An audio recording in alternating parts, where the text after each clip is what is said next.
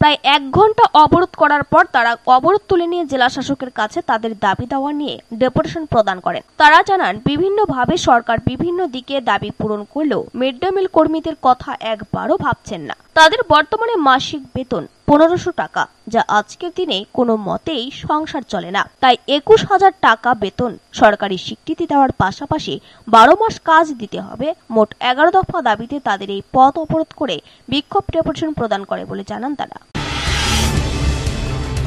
আজকের পথ অবরোধ হচ্ছে আমাদের মিড ডে মিল কর্মী ইউনিয়নের সমস্ত সিচুয়েশনে সব কিছু দাবি মানছে, কিন্তু আমাদের মিড ডে মিল কর্মী কোনো রকম দাবি মানছেন না।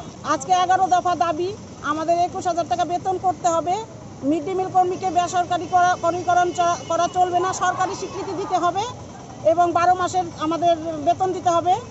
আর টাকা বাড়াতে হবে আমাদের বাচ্চাদের, যে মাত্র 4 টাকার বিনিময়ে আমাদের খাবার দিতে হয় বাচ্চাদের মিড ডে মিল। আর আমাদের 1,500 টাকা মাত্র বেতন, 1,500 টাকাকে ভাগ করলে প্রতিদিন 5 টাকা করেও পড়ে না, সেই আমাদের বেতন বৃদ্ধি করতে হবে।